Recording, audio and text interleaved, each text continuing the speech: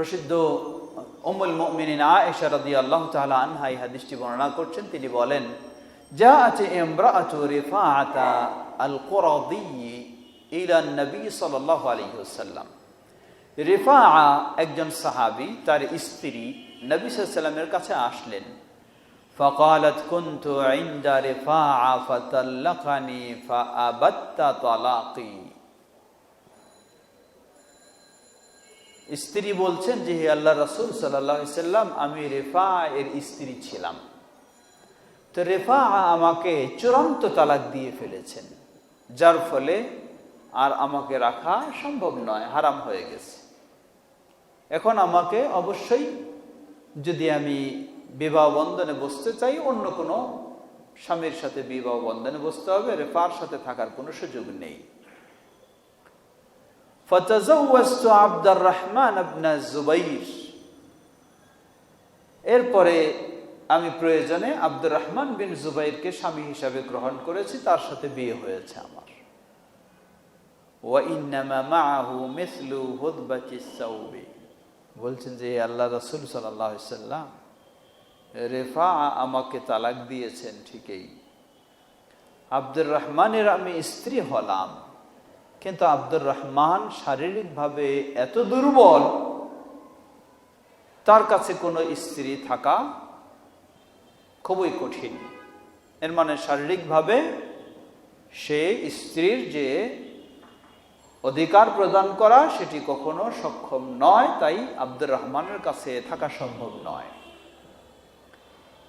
কি করতে চায় সে? আবারও ওই রিফাআর কাছে, আগের স্বামীর কাছে ফিরে যেতে চায়। তো ইসলামের নিয়ম হলো, এক স্বামী যদি তালাক দিয়ে ফেলে চূড়ান্তভাবে, আবার এই স্বামীর কাছে যদি বিবাহ বন্ধনে আবদ্ধ হতে চায়, আল্লাহ বলছেন হাত্তা তানকিহা যাওজান গায়রাহ, যতক্ষণ না ওই মহিলার ভিন্ন কোনো স্বামীর সাথে বিবাহ বন্ধন হয় স্বেচ্ছায়, আবার সেই স্বামী যদি স্বেচ্ছায় তাকে তালাক দেয়, তাহলে সেই ইদ্যত শেষ হয়ে আবার পূর্বের স্বামীর সাথে বিবাহ বন্ধনে আবদ্ধ হতে পারবে। এটি শরীয়তের নিয়ম, এটি এখনো বৈধ, কিয়ামত পর্যন্ত বৈধ। কিন্তু এই বৈধ সুন্দর পথটাকে শর্টকাটে একটা ঘৃণিত পথে পরিণত করেছে কিছু মাযহাবী আলেম, যেটার নাম হলো হিল্লা বিয়ে। তা হচ্ছে, তারা শর্টকাটে নিয়ে গেছে কোথায়? তালাক হয়ে গেছে, এখন একটা মানুষকে ঠিকঠাক করে এক রাতের জন্য তার কাছে বিয়ে দিবে, আবার সে তালাক দিয়ে দিবে, পরে আবার ওই আগের লোকের সাথে বিয়ে দিয়ে দিবে। এটি কয়েক দিক থেকে হারাম। প্রথম হারাম হলো, আল্লাহ রাসূল সাল্লাল্লাহু আলাইহি ওয়াসাল্লাম বলেন, লাআনাল্লাহু আল মুহাল্লিলা ওয়াল মুহাল্লালা লাহ, যে ব্যক্তি হিলা বিয়ে করে আর যে ব্যক্তি হিলা বিয়ে করায়, উভয়ের প্রতি আল্লাহর লানত, আল্লাহর অভিশাপ। এর মানে এটি ইসলামে হারাম কাজ। এর অর্থই হলো এটি ইসলামে হারাম কাজ। সুতরাং এই দিক থেকে এটি হারাম, এটি কখনো বৈধ বিবাহ নয়। দ্বিতীয়, এই এক রাতে তার সাথে বিয়ে দিয়ে পরের দিন আবার তালাক নিয়ে তারপরেই আবার আরেকজনের সাথে বিয়ে দেওয়া হচ্ছে। সেই বিয়ে যদি বৈধও হয়, কথা প্রসঙ্গে বলছি, তাহলে তাকে তালাক দিলে পূর্ণ 3 হায়েজ পর্যন্ত তাকে ইদ্যত পালন করতে হবে, তারপর ওই পূর্বের স্বামীর সাথে বিয়ের বিষয়। কিন্তু সেই ইদ্যত শেষ না হওয়াতে আবার আগের সাথে বিয়ে দিয়ে দিচ্ছে, এটি আরেক হারাম, যা হারামের পর হারাম। এটি হচ্ছে তাদের মন গড়া ফতোয়া হওয়ার কারণে হারামের পর হারাম, যা জঘন্য একটি কাজ। এবং এটি বলা যেতে পারে শিয়াদের যে মুতা বিবাহ, সাময়িক কিছু বিনিময় দিয়ে বিয়ে, 5 ঘন্টার জন্য, 1 রাতের জন্য কিছু টাকা দিয়ে বিয়ে করবে, আবার 1 ঘন্টা 1 রাত শেষ বা 5 ঘন্টা শেষ, তালাক হয়ে গেছে। এটি হলো মুতা বিবাহ। এটাও ইসলামে হারাম, যা শিয়াদের কাছে হালাল শুধু নয়, শিয়াদের কাছে এটি হলো ফজিলতের কাজ, নাউযুবিল্লাহ। সুতরাং শিয়া এবং এই হিল্লাপন্থীরা এক প্রকার নারীদেরকে, মেয়েদেরকে তাদের ইসলাম যে মর্যাদা নারীদেরকে দিয়েছে সেই মর্যাদা থেকে তারা দূরে সরিয়ে দিয়েছে, সেই মর্যাদা হানি করে দিয়েছে। তারা নারীদেরকে এক প্রকার বলা যায় দেহ ব্যবসায়ীর মতো, পতিতার মতো বানায় দিয়েছে। লা হাওলা ওয়ালা কুওয়াতা ইল্লা বিল্লাহ। এটি কখনোই বৈধ নয়। শরীয়তে বৈধ হলো কোনো ব্যক্তি যদি সাধারণভাবে তার স্ত্রীকে তালাক দিয়ে ফেলে এবং সেই চূড়ান্ত তালাক হয়, আর রাখার সুযোগ নেই, তাহলে এর ইদ্যত শেষ হবে। শেষ হওয়ার পর স্বেচ্ছায় কোনো পুরুষের সাথে বিবাহ বন্ধনে আবদ্ধ হলে ওই পুরুষ আবার কখনো যদি স্বেচ্ছায় তালাক দিয়ে দেয়, তাহলে সেই তালাক এর ইদ্যত শেষ হওয়ার পর আবার পূর্বের স্বামীর কাছে যেতে চাইলে সেটি বৈধ। এটি কোনো শরীয়তে বাধা নেই। তো এই হাদিসে যেটি আসছে, রেফা এর স্ত্রী, রেফা তাকে তালাক দিয়ে দিলেন।